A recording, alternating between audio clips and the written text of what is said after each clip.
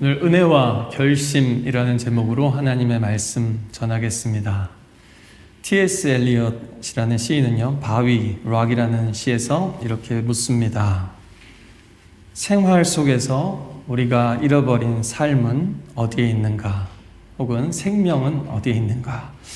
지식 속에서 우리가 잃어버린 지혜는 어디에 있는가? 정보 속에서 우리가 잃어버린 지식은 어디에 있는가?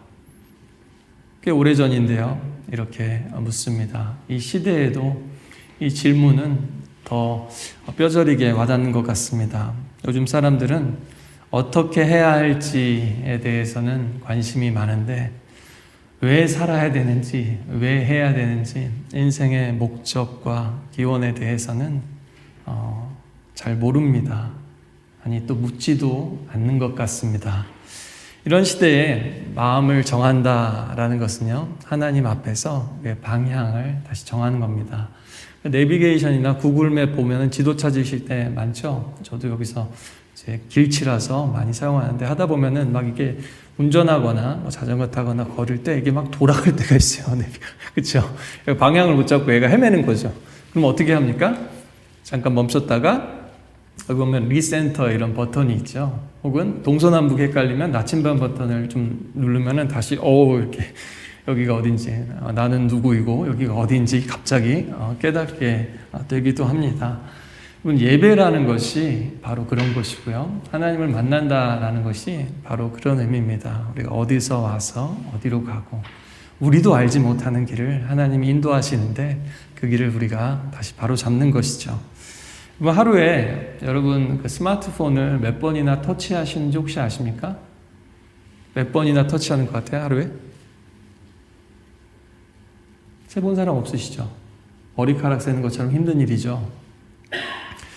조사를 해봤더니 평균 2,600번 정도 된다고 합니다. 그냥 우리 보통 사람들이요. 아마 우리 가운데는 3,000번 이상, 아마 10,000번 이상 하시는 분도 분명히 있으리라고 생각이 됩니다. 네, 그런데요, 여러분, 현대인들이 어때요? 진짜 이 지식과 진짜 터치해야 될 거, 만져야 될 거, 알아야 될 거는 뒷전에 두고요. 어떻습니까? 3,000번, 10,000번을 핸드폰 터치하는데 하루에 한 번도 하나님을 터치하지 않고 하나님 말씀을 열어보지 않는 그리스도인들도 너무너무 많다는 겁니다. 그리고 이 세상이 가만두지 않아요. 그 말씀 한 절을 묵상한다는 것은 그 말씀 한 절에 머무른다는 거거든요. 내 마음과 시선이 머물고 내 뇌가 거기에 머물러서 생각을 해야 되는데 이 세상이 내버려 두지를 않는 거죠. 그래서 그 프랑스의 철학자 시몬 베우는 이렇게 말했습니다. 주의 깊음, 집중이야말로 가장 순수한 형태의 친절이다.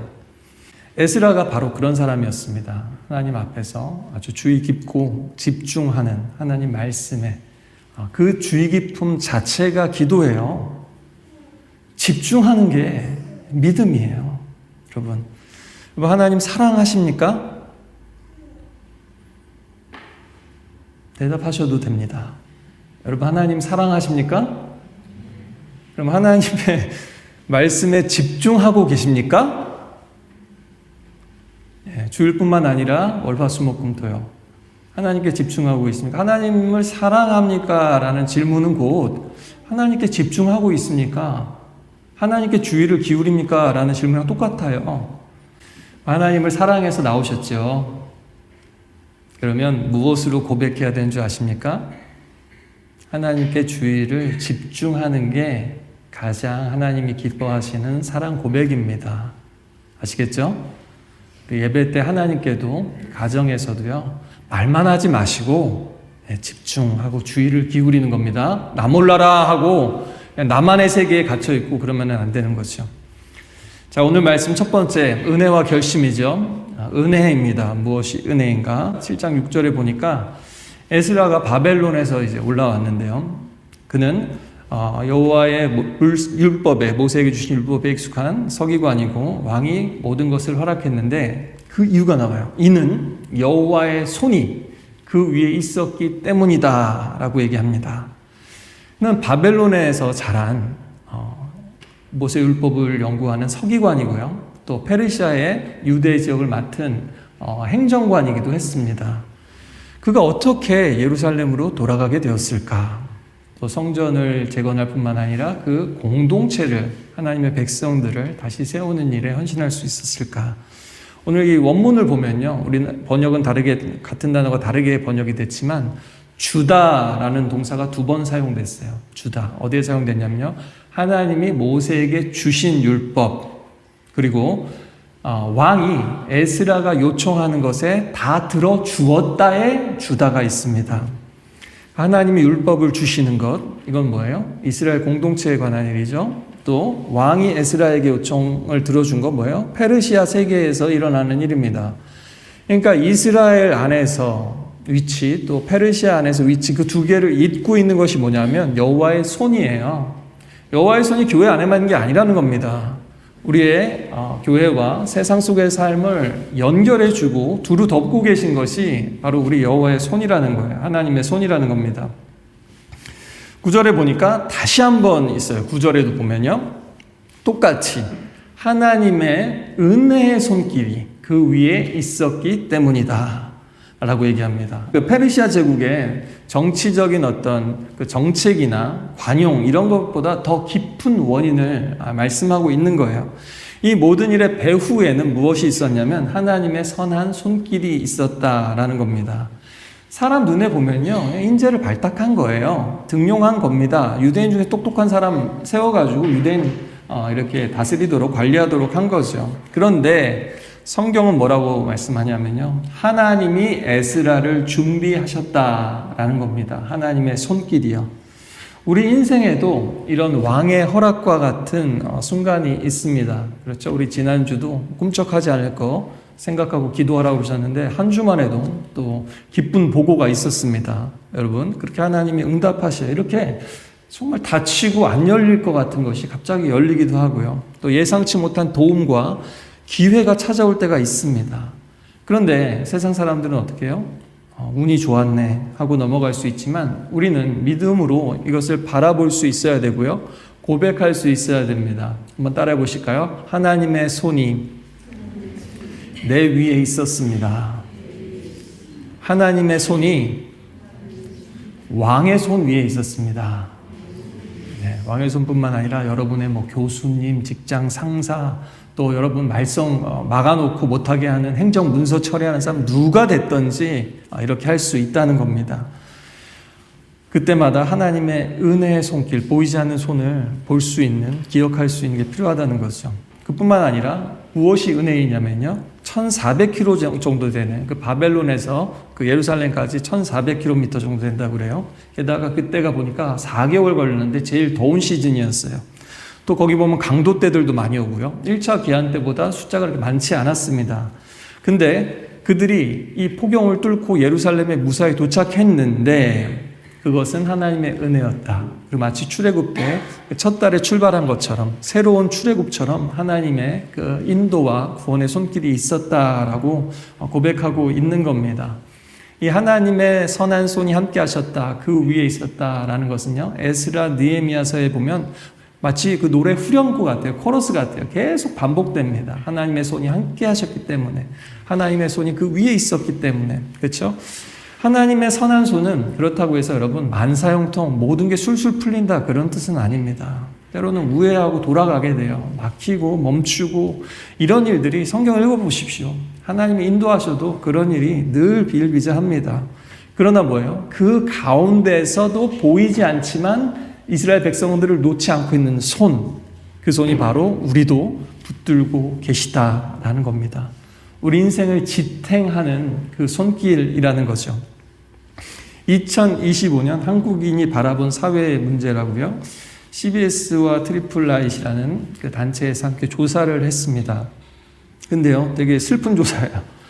보니까 주변에 의지할 사람이 있습니까? 라는 질문을 했는데요, 10%에 가까운 사람들이 의지할 사람이 한 명도 없습니다 라고 대답을 했다라는 거예요. 근데 주목할 건 뭐냐면요, 작년에 했을 때만 해도 5%가 안 됐다라는 거예요. 4.1%였는데 올해 2배 이상 증가했다라는 겁니다. 전 세계적으로 봐도요, 요즘 청소년, 청년, 장년, 노년 할 것 없이 다 어떤 행복도는 낮아지고요. 고립감은 다 커지고 있어요. 다 느끼고 있지 않습니까? 영국이나 한국이나 마찬가지죠. 이런 시대에 우리는 다르게 삽니다. 어떻게 해요? 그들은 내 인생을 쥐고 살고 누군가를 의지하고 사는데 그게 아니라 우리는 뭐예요? 보이지 않아도 우리를 붙드는 하나님의 손이 있으니까 괜찮습니다. 또 하나님이 지키실 겁니다. 라고 하면서 마음을 지키고 우리의 발걸음을 지키면서 살 수 있다라는 거죠. 그래서요, 내가 내 인생 붙들고 아등바등 사느냐 아니면 하나님 손에 붙들려 사느냐, 이 차이가 바로 인생의 차이고요. 또 영생의 차이이기도 합니다. 여러분, 아등바등 살지 마시기 바랍니다.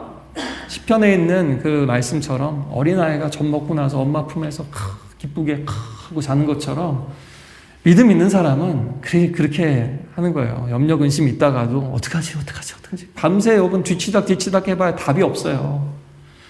잘 자는 게 난데 잠이 안 온단 말이죠. 그게 왜 그래요? 그 생각이 또 의지가 자꾸 글로 가는 거죠. 그러나 믿음의 사람은 딱 끊는 거죠. 이거 하나님 기뻐하는 생각이 아니야. 이거 답이 없어요. 이래봐요. 아등바등 해봐야 답이 없고 하나님께 맡기자. 주여! 이렇게 가는 거죠. 그게 믿음입니다. 하나님 사랑하시는 자에게 단잠을 주시는 줄 믿습니다. 잠 못 자시는 분들 왜 잠이 안 오지 그러지 마시고 염려부터 내려놓으시길 바랍니다. 할렐루야. 7장 6절에 보니까 이 에스라는 바벨론에 사는 율법에 익숙한 서기관이었습니다. 바벨론에서 그 율법이 잊혀질 만한 곳이죠. 그런데 바로 그곳에서 식민지의 통치를 받고 이제 식민지도 아니고 아예 유배를 간 그 땅에서 하나님의 말씀에 모세의 율법에 익숙한 능통한 서기관이 되었다라는 겁니다. 원래 서기관의 그 문자적인 뜻은요, 글을 이렇게 세고 기록하는 사람이라는 뜻이죠. 뭐 당연히 서기죠. 근데 여기 익숙한, 오늘 특히 이 단어는요, 빠른이라는 뜻이 있어요. 근데 그럼 글을 빨리 쓰느냐 이런 뜻이 아니라 여기서 하나님 말씀에 익숙하다는 건 무슨 뜻이냐면요, 말씀의 반응 속도가 빠르다는 겁니다. 여러분 뭐 유튜브 보다가도 버퍼링 생기면 짜증나잖아요. 라이브로 못 보시는데 버퍼링 나면 엄청 짜증나죠. 하나님이 짜증나십니다. 우리가 말씀에 반응하지 못할 때 답답하시죠. 빨리 반응해서 보여주고 싶으신데, 그렇죠? 그런 겁니다. 여러분, 믿음의 버퍼링이 생기시면 안 돼요. 에스라가 그런 사람이었습니다. 말씀에 빠르고 말씀이 손에 있고 몸으로 체화된 사람, 몸에 말씀이 새겨진 사람, 그렇죠? 말씀이 육신이 되신 우리 예수님처럼 삶으로 살아내는 지식이죠. 또 온몸으로 체화된 지혜인 겁니다. 에스라는 바벨론의 관료이자 이스라엘의 서기관으로 두 세계를 살았고요. 두 세계 속에서 두 가지 언어에 능통했던 겁니다. 세상의 언어, 하나님의 언어. 율법 책을 이렇게 달달 외웠을 뿐만 아니라 왕의 문서도 빠삭한 거예요. 왕의 행정에 대해서도요. 또 율법 책을 읽고 쓸 수 있었을 뿐만 아니라 행정문서, 판결문서, 외교문서, 그 조약까지도 읽고 쓸 줄 아는 사람, 그 사람이 바로 에스라였습니다. 하나님은 이렇게 그때나 지금이나 교회 안에서뿐만 아니라 세상 속에서도 에스라와 같은 사람을 키우십니다. 준비시키십니다. 그것이 어디냐면은 여기 믿음 생활하기 진짜 힘들다, 믿음 지키기 진짜 힘들다 하는 교회가 아니라 세상 속에서, 교회도 마찬가지일 수 있습니다. 세상에 잡아먹힌 교회들이 있어요. 그 믿음의 분위기가 아닌 곳에서, 세상 깊은 곳에서, 바로 거기서 하나님은 그런 사람을 키워가시는 거예요. 그래서 여러분, 우리는 이 두 가지 언어를 다 배워야 합니다. 첫째는 뭐냐면요, 하나님의 언어죠. 그리고 하나님을 배우고 알 수 있는 언어, 성경이고요.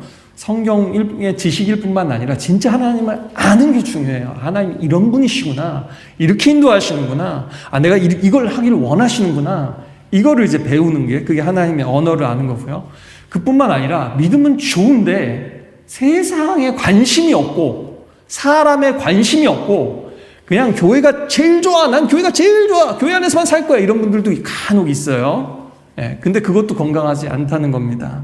왜냐하면 그런 사람들은요, 세상 돌아가는 것도 모르고 세상 사람들을 이해하지도 못하고 공감하지도 못해요. 근데 세상 하나님의 일은 교회 안에 있는 게 아니라 세상 속에 있거든요. 그렇죠? 그래서 이 두 가지를 다 알아야 된다라는 겁니다.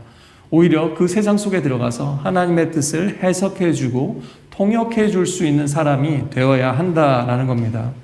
우리 모두는요, 자영업자도 계시고 회사원도 계시고 연구원도 계시고 또 교사, 간호사, 또 학생, 가르치든 배우든지요. 우리 모두는 다 배우는 사람입니다.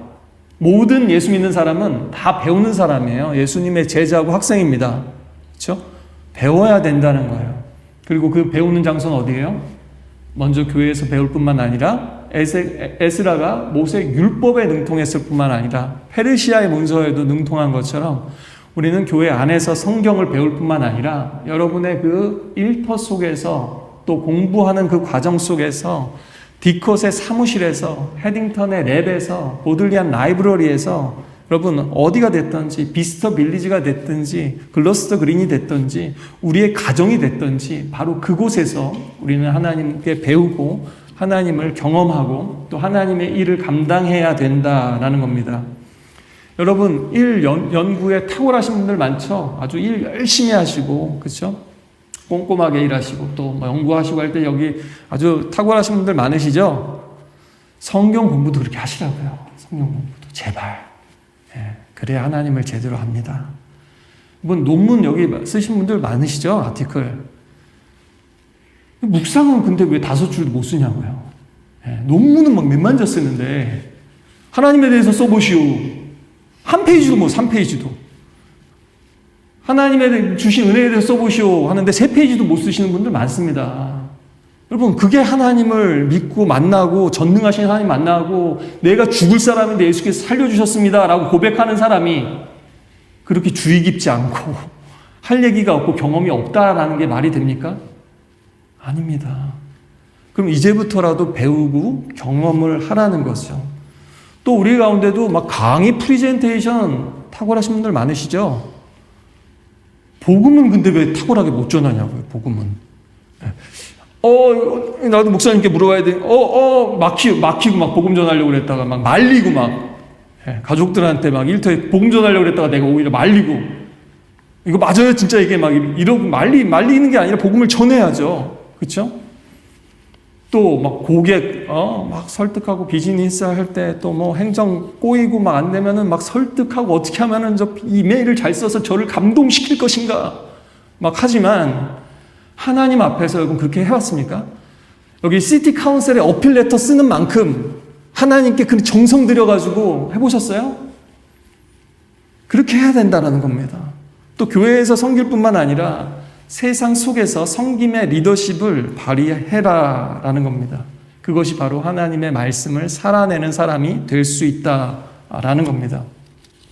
두 번째는 이제 은혜에 응답하는 결심입니다. 10절에 보니까 에스라는 이전부터 여호와의 율법을 연구하고 지키며 이스라엘에게 율례와 규례를 가르치겠다고 마음을 정했습니다 라고 합니다.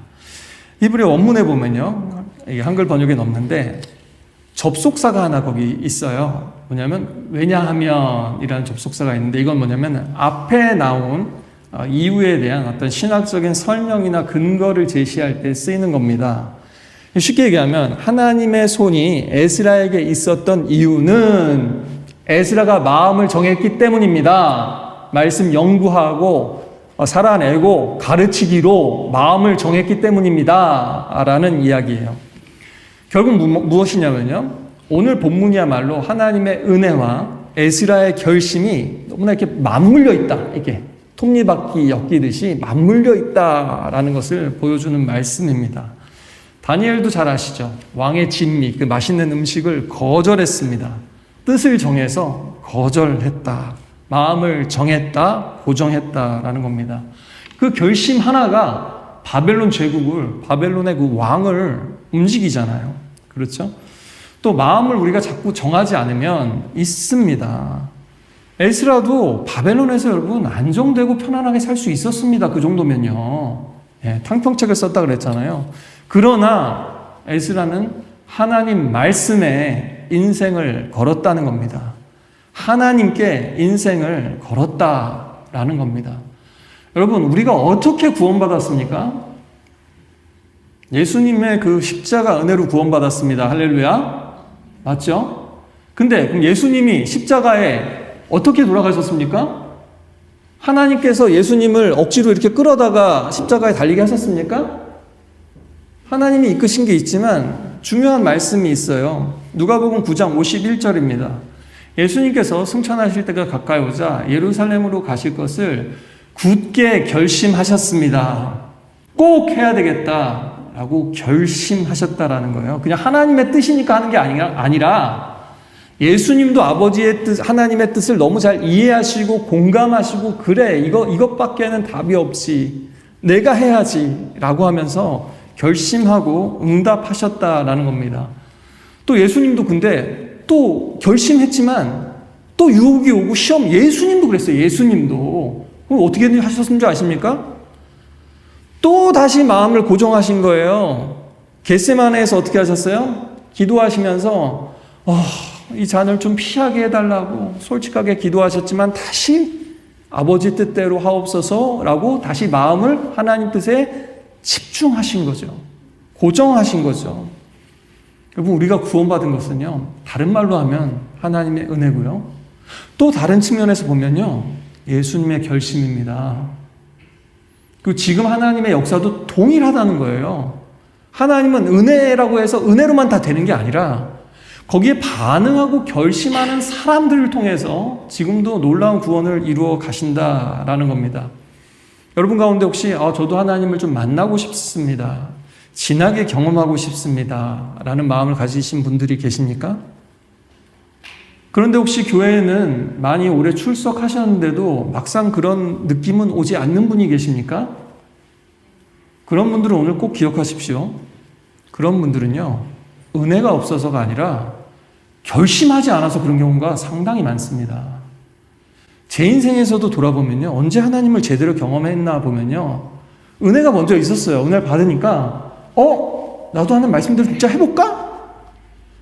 한번 내가 좀 날라리어 생활 청산해 볼까? 하나님 원하시는 공부라도 한번 해볼까?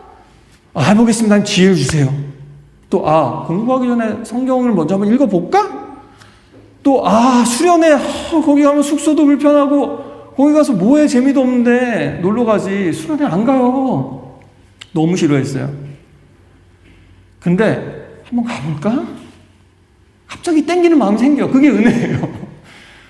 전에는 열에 9은 생각 없었는데 갑자기 일이 생겨요. 가야 되나? 가볼까? 친구들이 간다는데 뭔가 땡기는 손길이 있어요. 그게 은혜예요. 근데 결단은 뭐예요? 제가 안 하면 소용없습니다. 근데 그 한 번 갔던 수련회에서 은혜를 받았네.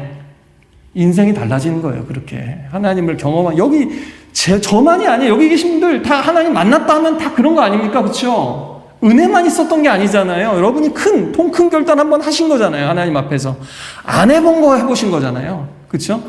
내가 모태신앙인데 성경을 몰랐네. 한번 제대로 읽어볼까? 내가 날마다 큐티를 안 해봤네. 한번 큐티 해볼까? 여러분, 내가 부르짖어 기도해 본 적이 없는데 한번 부르짖어 해볼까? 작정 기도를 해본 적이 없는데 작정 기도 해볼까? 여러분, 우리 안에도 다 그런 고백이에요. 한편으로 하나님의 은혜, 한편으로는 여러분의 결단. 여러분, 그것이 하나님을 만나는 통로가 되는 것입니다. 여러분, 우리가 깨닫기도 전에 하나님 은혜를 주세요. 우리 삶을 하나님의 은혜가 둘러싸고 있습니다. 시작도 은혜고 끝도 은혜요. 근데 그 사이사이를 보세요. 여러분의 그 결단을 반드시 요구하십니다. 여러분의 결단과 선택과 행동을 반드시 요구하세요. 왜냐? 하나님이 다 하시면 싫어하거든요, 여러분이. 왜 하나님 억지로 하세요? 왜 자유의지를 주셨는데 왜 하나님 강권적으로 역사하시 이래요. 또 하나님 그거 싫으신 거예요. 그래서 하나님 원하는 사랑은 같이 맞물리고 만나고 한마디 하면 네 하고 응답하고 저는 이렇습니다. 하나님 어떠신가요? 하나님과 우리 사람들이 그렇게 살아가는 겁니다. 여러분, 그것이야말로 우리가 원하고 하나님 원하시는 거 아니겠습니까? 에스라가 무슨 결단을 하는가 오늘 세 가지 봅시다. 첫 번째, 말씀을 연구하고 율법을 연구하기로 했습니다. 여기서 연구하다라는 것은요, 깊이 파고들다, 샅샅이 찾다라는 뜻입니다. 우리 역대상하 보셨죠? 거기 보면은 주제 핵심어가 뭐라고 그랬는지 혹시 기억하시는 분? 역대기의 주제요. 하나님을 찾다, 구하다 였습니다. 동일한 단어가 여기 쓰이는 거예요. 단순히 율법을 아는 게 아니라 하나님을 만나려고 찾으려고 말씀 속으로 탐험을 떠난 거예요, 한마디로. 그래서 하나님을 아는, 그러니까 머릿속에 있는 그 아는 지식이 아니라 하나님을 찾는 태도가 100배는 중요하다라는 겁니다. 또 내가 성경 내가 뭐 통독하고 내가 성경 내용을 빠삭하게 알겠다, 암송해버리겠다, 마스터하겠다, 이게 아니에요. 성경은 내가 마스터할 수 없습니다. 할 필요도 없어요. 왜요? 성경에 내가 마스터 당하는 거, 지배 당하는 거예요. 정복 당하는 거예요. I surrender를 얘기했죠. 항복합니다, 주님.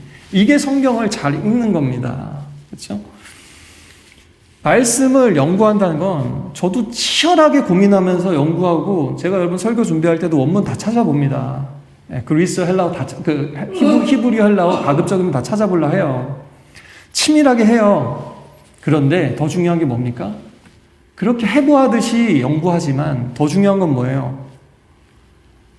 마치 하나님의 수술대 위에, 해부대 위에 내가 올라가는 느낌으로 이렇게 올라가는 거예요. 그게 말씀 앞에 서고 예배하는 그 태도입니다. 하나님이 말씀하시는. 이렇게 하면 어떻게 되냐면요, 연구할수록 결국에는 내 자신의 모습을 보게 되고요, 보지 못했던 세상을 꿰뚫어 볼 수도 있게 되고요, 또 회개에 이르게 되고요. 이런 신학은, 하나님에 대한 지식은 예배와 경외함으로 함부로 살지 않고 기꺼이 기쁘게 하나님 뜻을 선택하는 삶으로 이어지게 됩니다. 여러분, 에스라는 얼마나 바빴겠어요. 이스라엘 공동체의 말씀, 그렇죠? 하고 바벨론에서 큰일 맡았는데 얼마나 바빴겠습니까? 그렇죠? 못돼도 비서관쯤 됐을 거예요. 그렇죠? 얼마나 바빴겠어요. 근데 그 바쁜 일정 속에서도 말씀 공부를 최우선으로 삼았다라는 겁니다. 여러분, 그냥 읽는 게 아니라 읽을 때 어떻게 해야 돼요? 관찰하고요, 해석하고요, 적용하는 겁니다. 첫 번째, 본문에 뭐가 쓰여 있고 어떤 식으로 쓰여 있고 무슨 내용이 있는지를 관찰하는 거예요. 그 다음에 이게 무슨 의미가 있나 해석하는 거예요. 그 다음에는요, 이게 도대체 나에게, 우리에게 이 역사에 무슨 상관이 있는가? 그걸 적용하는 겁니다. 이러려면 말씀과 씨름을 하게 돼 있어요. 이게 무슨 뜻이지? 내가 이해한 게 맞나? 이렇게 씨름을 하게 돼요. 여러분 생각해 보십시오. 여러분, 우리 여기 옥스포드 한교회도 참 다양한 곳에서 모이셨어요. 그렇죠? 근데 우리가 이렇게 조금만 다른 곳에서 자라고 환경이 다르고 배경이 달라도요, 통역이 필요할 때가 많습니다. 해석이 필요할 때가 많아요. 저 제스처는 뭐지? 네. 그렇죠? 또 영국교회 분들하고도 할 때, 기분 나쁜데? 지금 우리한테 지금 이런 식으로 한 건가? 아니면 T라서 그런가?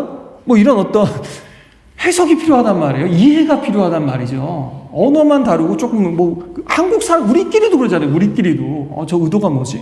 네. 더 심각하게는 부부 사이에도 통역이 필요합니다. 자녀하고도 마찬가지죠. 같은 언어를 써도 세대 차이만 있어도 이해하기가 이렇게 어려운데, 2000년, 4000년 된 텍스트입니다. 우리가 읽는 성경이요. 그렇죠? 다른 문화와 언어로 기록된 성경이에요. 그것을 우리가 이해하려고 그러면 더 공부해야 되고, 더 해석해야 되고, 더 적용하려면 고민을 많이 해야 되지 않겠습니까? 근데 교회 오래 다니신 분들도요, 이 관찰과 해석 없이 아주 얄팍한 적용으로 가시는 분들이 너무 많다는 거예요. 오늘 설교 제목 딱 보고, 하나님 다 은혜라는 것이 그렇지. 감사합니다. 또 결단하라 그러네. 그래, 오늘 뭐 결단하지? 맨날 결단해봐야 뭐. 이런 식으로 그냥 말씀 보면서. 그냥 무슨 내용 보고서 그냥 쓱 보고서 무슨 내용인지 지레 짐작하고 그게 다인 줄 아는 거예요. 대부분 그냥 이런 결론으로 끝나죠. 예배 드리고 나서. 성경 많이 읽으라는 거네. 다시 읽어야겠다. 또 안 읽죠, 근데. 아이, 또 기도하라는 거네. 에이, 또 착하게 살라는 거네. 무조건 사랑하라는 거지. 거의 4가지로 예배드렸는데 귀결이 된다. 여러분, 그게 무슨 증거인지 아십니까? 아, 내 믿음이 이렇게 얄팍하구나 라는 증거입니다. 아, 내가 성경 공부를 제대로 해본 적이 없구나. 내가 그 텍스트 속으로 침잠하는 게 아니라 수박 겉핥기식으로 이렇게 하고서 나 이렇네요. 이렇게 하고 있다라는 증거입니다, 여러분. 여러분, 텍스트에 깊이 들어가면요. 여러분 그렇잖아요. 어디 뭐 서평하고 유학한다고 우리가 되는 게 아니잖아요. 그렇죠? 영화 스토리 읽고서 권선징악이네. 그럼 뭐 마블 영화 다 똑같죠. 안 그래요? 무슨 재미 있습니까? 근데 그거는 막 보면서 막 디테일을 보면서 막 그 스토리를 막 보면서 막 와, 이 대반전 막 이러면서 성경엔 더 많습니다. 그 놀라운 디테일, 그 언어 유희, 하나님의 그 어떤 다양한 수사법, 그 다른 문화와 역사와 상황, 와, 각양각색의 사람들 얼마나 많은데요, 그 안에. 그거는 그냥 대충 읽고서 하나님 말씀대로 살라는 거네. 안 그럼 벌 받지. 이런 식으로 여러분 한다는 게 뭐라고요? 얼마나 대충 우리가 하나님을 알고 있는가. 여러분 그 텍스트는 텍스처를 느껴야죠. 그 질감을 느끼셔야죠. 성경을 읽다 보면 그 질감을 느끼는 게 제대로 읽는 겁니다. 막 읽다 갑자기 닭살이 좀 돋고 하다가 막 뭔가 갑자기 뭐지 하면서 펜을 들고 뭔가 손을 꺼야 될 것 같은 이런 느낌이 올 때가 있어요. 그게 제대로 말씀을 파고 드는 겁니다. 여러분 성경책 너무 아껴서 쓰지 마시고요. 막 밑줄 쫙 그시고요. 학교 공부 그렇게 하시잖아요. 밑줄 쫙 긋고 뭐 하고 써머리 하고 막 하시잖아요. 또 막 내가 잘 이해했는지 써서 막 선생님한테 시험도 받고 막 피드백도 받고 하잖아요. 성경은 그렇게 하셔야 됩니다, 여러분. 아시겠죠? 아시겠죠? 여러분 그렇게 해야 진짜 믿음 생활 제대로 됩니다. 여러분 자기 전문 분야는 그렇게 파고들면서 성경은 너무 쉽게 우리의 신앙의 뿌리가 되는 우리 구원의 말씀을 너무나 가볍게 대하고 있는 것은 아닌지 돌아볼 필요가 있습니다. 또 이 말씀 연구는 저 같은 목회자나 어떤 신학생들의 전유물이 아니다. 모든 제자, 모든 이들에게 필수 과목이라는 거 꼭 기억하시길 바랍니다.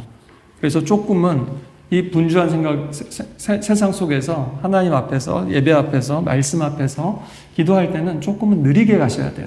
아시겠죠? 오늘도 잘 오셨습니다. 발걸음을 멈추고 이쪽으로 오신 게 사실은 그 스피드를 줄이신 거잖아요. 하나님께 집중하려고 하는 거죠. 그 대신에 뭐예요? 얄팍하게 말고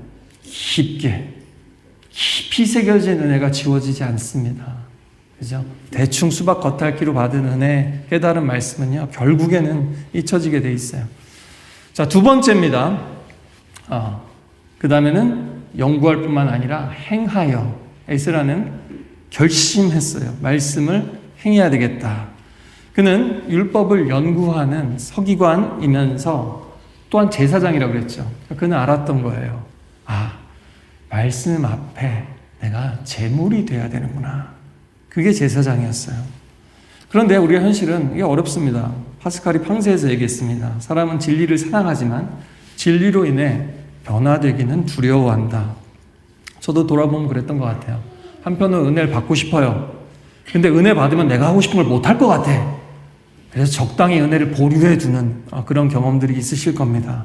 그게 파스칼이 얘기한 거예요. 그런데 그렇게 되다 보면 그 배운 것도 다 잊혀져 간다는 겁니다. 연구하고 행하지 않으면 우리의 연구는 현실과 동떨어진 우리 학문도 그렇잖아요. 이게 상아탑에 갇혀버린 학문들이 있죠. 그렇게 되고요. 그런 가르침은 힘을 잃고 결국 그런 삶은 이중적이 되어 갈 수밖에 없고요. 예수님이 제일 신랄하게 비판하신 외식하는 자, 위선자, 회칠한 무덤이 되고 맙니다. 말씀을 지킨다라는 것은요. 율법 조항을 우리가 다 지켜야 구원받는다 그런 뜻이 아니에요. 말씀을 너무 사모하니까 말씀이 뭔가 내 삶을 변화시키더라. 이런 겁니다. 어떤 울림, 떨림, 감동, 작은 생각의 변화, 뭐 하나 해볼까 하는 그 결단이 시간이 지나면 내 인생을 완전히 하나님의 사람으로 바꿔놨더라라는 겁니다. 그럼 백날 사랑한다 고백하면 뭐합니까? 약속을 지켜야죠. 가정에서도 원하는 거 그겁니다. 백날 사랑한다 뭐 하고 이벤트 해봐야 뭐합니까? 작은 약속 하나 지키는 게 진짜 서로 원하는 사랑의 고백입니다. 할렐루야. 그렇죠? 마찬가지로 하나님 앞에서도 우리가 그 작은 것 하나부터 지키기 시작하는 겁니다. 하나님과 우리가 원하는 사랑 똑같아요. 시월에 시간을 뛰어넘은 사랑이잖아요. 시공간을 뛰어넘은 사랑. 예. 그래서 에스라는 아마 그랬을 거예요. 남에게 늘 가르쳤지만 그 전에 먼저 들어야 한다. 또 오늘도 들은 말씀 중에 지금 당장 그렇다면 우리가 할 수 있는 게 무엇인가? 설교를 들으시면서도 계속 생각하시라는 거예요. 지난주에도 눈 감고 생각하라 그런 것처럼 여러분이 그럼 나한테는 지금 뭘 원하시는 걸까? 내가 뭘 해야 될까? 늘 이렇게 생각을 하셔야 된다라는 겁니다. 한나 아렌트는 이렇게 얘기했습니다. 인간의 주권이라는 책에서요. 좀 말이 어려울 수 있는데 잘 들어보세요. 세상을 그 정상적이고 자연적 붕괴로부터 구원하는 기적은 궁극적으로 출생률이다. 그러니까 지금도 사실 여러 나라에서 출생률이 1대1이 안 돼가지고 지금 문제잖아요. 그죠? 출생률 중에 사람이 많이 태어나야 된다. 근데 그 이유를 이렇게 얘기해요. 그 안에 행위의 능력이 존재론적으로 뿌리 내려져 있다. 그러니까 사람 태어나는 게 중요한데 왜냐하면 그 사람의 안에는 행위의 능력이 있기 때문이다라는 거예요. 그래서 다시 말해 그것은 새 사람들의 탄생이요 새 시작이며 그들이 태어났다는 덕택에 할 수 있게 된 행위이다라는 거예요. 새 사람이 태어남으로써 새로운 시작이 가능하고 변화가 가능하고 이 모든 게 사람이 태어나서 그런데 사람의 핵심은 행위라는 겁니다. 근데 시작은 뭐라 그랬어요? 이런 기적, 이런 변화가 가능한 것은 아주 쉽게 말하면 이 얘기입니다. 사람이 태어나는 게 기적이라는 거예요. 가장 큰 기적이라는 겁니다. 왜냐하면 행위를 하기 때문이라는 거죠. 다른 말로 하면 또 행위는 인간이 시작할 수 있는 기적이라는 뜻도 됩니다. 은혜는 무엇입니까? 하나님이 행하시는 기적이죠. 그러나 결심은 무엇입니까? 우리가 시작해야 되는 기적이다라는 겁니다. 오늘 말씀이 바로 이런 것을 보여주고 있죠. 에스라는 그렇게 하나님 손에서 변화되기를 선택했고 또 그렇게 포기해야 되는 것도 있었습니다. 바벨론의 그 편안하고 안락한 생활. 그러나 그의 이 지식이 아니라 결국에는 순종이 그의 삶도 변화시키고 하나님의 역사도 변화시킨 거죠. 그죠? 그래서 여러분, 내 힘으로 안 될 때는 어떻게 됩니까? 하나님의 기적이 필요합니다. 내 힘으로 안 될 때는 기도하시는 겁니다. 그런데 동시에요, 여러분이 시작하셔야 되는 기적이 있다는 겁니다. 작은 행동이라도 시작하시라는 겁니다. 말투 하나 바꾸는 일, 단어 하나 선택할 때 말하기 전에 잠깐 생각하는 것, 사람 대하는 태도 조금 다르게 대하는 것, 뭔가 결정할 때 다르게 하는 것, 이것이 바로 우리 하나님 말씀을 우리 몸에 새기는 기적의 시작이라는 겁니다. 마지막으로 에스라는 가르치기로 결심했습니다. 여러분, 고인물이 썩듯이 말씀도 흘러가야 되고요, 은혜도 흘러가야 됩니다. 은혜도 말씀도 고이면 이게 다 퇴색되더라고요. 라떼는 마리아가 되는 겁니다. 라떼는 마리아. 기독교식 라떼는 마리아가 돼버려요. 에스라는 말씀을 흘려보내는 사람이었습니다. 배우고 살아내고 그 다음에 가르쳤죠. 연구 없는 실천은 열정만 남게 되는 것 많고요. 실천 없는 연구는 차가운 이론, 막 논문이고 책인데 어떤 거 보면 정말 아무 일도 도움 안 되는 것들도 있어요. 정말. 그렇죠? 그러나 여러분 어때요? 또 가르침만 남으면 위선이 되죠. 그러나 말씀은 이론이 아니에요. 실제 놀라운 우리의 삶을 변화시키는, 인간의 마음과 생각을 변화시키는 하나님의 손길이고 능력입니다. 에스라가요, 여러분 쉽게 한 게 아닙니다. 그 예루살렘 당시의 상황이 굉장히 복잡했어요. 이미 나라는 망했고요. 거기 보면 그 혼혈이 돼서 생기는 문제들, 이방 종교가 섞이는 문제들, 또 언어가 다르고 문화가 다르고 신앙의 경계가 허물어지는 거, 이 어떻게 이 선을 끊지 하는 문제들, 받아들여줘야 돼, 말아야 돼, 저 사람들. 또 막 외부에 공격이 오죠. 내부에서는 막 불만 불평하고 힘들다 그러죠. 막 또 예배를 드리는 것에 대해서도 예배 드려야죠. 근데 어떻게 예배하는 거냐 가지고 막 이게 너무나 많은 복잡한 문제들이 있었어요. 근데 그것을 해결하는데 하나님이 에스라를 사용하셨다라는 겁니다. 그는 단순히 티칭을 한 게 아니라 테스티머니를 했다는 거예요. 강의를 한 게 아니라 증언을 한 거죠. 여러분, 오늘날도 에스라와 같은 사람 하나님이 부르십니다. 자녀들에게 들려주는 한마디, 힘들어하는 이에게 나눠주는 성경 말씀 한 구절, 카톡 한 줄, 또 우리 소모임에서 조심스럽게 꺼내는 한마디, 이게 다 뭐예요? 사실은 에스라의 사역입니다. 아시겠죠? 위대한 사역 하려고 하시지 마시고요. 우리에게 주어진 당장에 할 수 있는 것부터, 작은 것부터 합시다. 나눌 때 더 살아나고 전할 때 더 깊어지는 게 하나님의 말씀이고 은혜입니다. 여러분, 맛집이나 생활 정보 많이 공유하시죠? 그렇죠? 좋습니다. 많이 공유합시다. 그렇죠? 그런데 그런 것은 많이 공유하는데 하나님의 말씀에 대해서, 내 삶을 바꾼 하나님의 은혜에 대해서는 나누지 않는다면 그거 좀 이상한 거 아닙니까? 그거 왜 나눠요? 좋은 게 있으니까, 유익하니까 나누는 거 아닙니까? 도움되라고, 그렇죠? 근데 우리 인생에 제일 도움되는 게 뭐예요? 하나님의 말씀이고 기도 응답들 아닙니까? 그렇죠? 또 우리 삶을 성품 빚어낸 하나님의 말씀이죠. 여러분, 그 얘기도요, 좀 더 정직해집시다. 세상에 온갖 좋은 것은 나누는데, 말씀과 은혜를 나누는데 주저함이 있다라는 얘기는요, 다른 말로 하면 하나님 말씀이 그렇게 맛없다는 얘기예요. 그렇죠? 또 나한테 그닥 유익이 별로 없다라는 얘기입니다. 재미도 별로 없고 감동도 별로 없다는 얘기밖에 안 돼요. 성경을 보십시오. 은혜 받은 사람, 말씀 깨닫는 사람들은 그렇지 않았어요. 그렇죠? 그 위험하고 목숨을 내놓고도 가서 나누려고 했다라는 겁니다. 여러분, 맞아요. 저 그런 상태예요. 라고 하시는 분들 부담 갖지 마십시오. 그런 분들은 안 하셔도 무방합니다.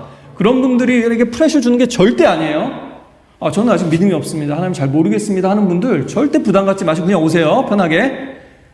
열린 마음으로만 오십시오. 좋습니다. 그러나 그게 아니고, 은혜 받았습니다. 기도응답 받았습니다. 내 삶이 변화되었습니다. 라고 하시는 분들은요, 부담을 팍팍 오늘 느끼셔야 됩니다. 아시겠죠? 부담을 느끼셔야 돼요. 은혜를 나눠야 된다라는 거룩한 부담이 필요합니다. 또요, 은혜 나눌 때도 이게 또 시험에 들 수 있는데, 그렇다고 해서 듣는 분들이 그래서 자랑하는 건가? 잘된 일만 하나? 그러지 마시고 그 사람 위에 임한 하나님의 손길처럼 그 하나님의 손길을 함께 주목하자는 겁니다. 그렇죠? 성전이 아무리 세워져도요, 말씀이 중심이 아니면 다시 무너집니다. 여러분, 옥스포드 한인교회가 든든히 서가길 원하십니까? 네? 든든히 서가길 원하십니까? 그러면 여러분 한 분 한 분이 말씀으로 세워지셔야 돼요. 기도로 세워지셔야 돼요. 실천으로 세워지셔야 돼요. 많이도 필요 없습니다, 여러분. 예수 이름으로 두세 사람 모인 곳에 제가 사역을 하면서 항상 느껴요. 처음에는 한 명으로 시작합니다. 그 다음에 두세 사람이에요. 충분합니다. 시간 지나면 공동체가 됐고 아무리 많은 사람이라도요, 다 변할 수 있습니다. 그 처음 한 사람, 그 두세 사람이 근데 진짜 또 더 복된 사람이에요. 먼저 하나님의 은혜를 더 강력하고 깊게 먼저 누릴 수 있으니까요.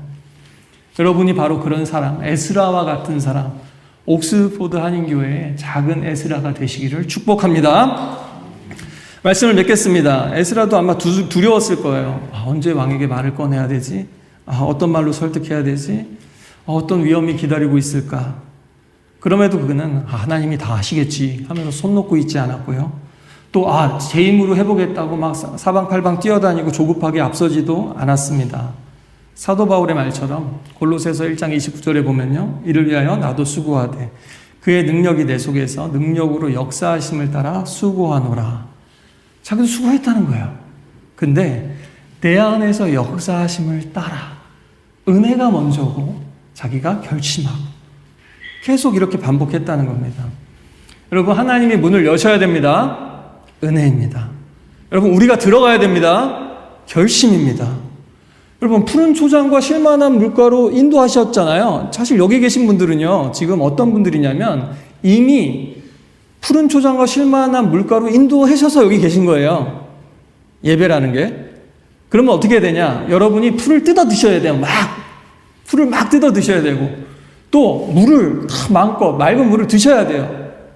근데 오늘날 많은 그리스도인들이 예수님이 실컷 푸른 초장으로 쉴만한 물가로 내려놨는데 안 뜯어 먹어요. 안 뜯어 먹어요. 안 마셔요. 안 마셔요. 바쁘든지 귀찮든지. 현대 그리스도인들 어떤지 아십니까? 푸른 초장으로 쉴만한 물가로 인도해요. 안 먹어요. 다 봤어요. 왜 안 먹나? 왜 그런 줄 아십니까? 스몬비 크리스찬이 되는 거예요. 스몬비라는 신조어가 있더라고요. 스몬비란 스마트폰을 보며 길 걷는 사람들, 스마트폰 좀비입니다. 여러분, 스마트폰 터치하는 것에 100분의 1, 1000분의 1이라도 말씀을 터치해 보시길 바랍니다. 스마트폰 보는 시간에 그 이상을 하라는 것도 아니고 10분의 1, 100분의 1만이라도 시간을 넣어보시기 바랍니다. 하나님을 구하고 찾는데 말입니다. 오늘 성경책을 사서 들고 다니는 사람만 사지도 않죠. 스마트폰 있으니까. 말씀대로 사는 사람은 정말 적습니다. 그러나 오늘 이 말씀을 우리가 기억하고 하나님의 은혜 안에서 결심하고 배우고 살아내고 나누려고 하면 우리를 하나님이 놀랍게 사용하실 것입니다. 오늘도 하나님은 교회를 세우실 때 건물보다도 사람을 세우십니다. 오늘 에스라와 같은 사람 하나님이 찾으시거든요. 우리 함께 은혜를 생각하면서 또 오늘 말씀을 들으면서 결심한 작은 것 한 가지 한번 해보겠습니다. 또 안 해본 거, 또 안 해본 모임에 나가보든지 또 성경을 해보든지 기도를 해보든지 한번 해보겠습니다. 여러분의 그 결단을 가지고 우리 찬양하고 기도하며 나아가겠습니다.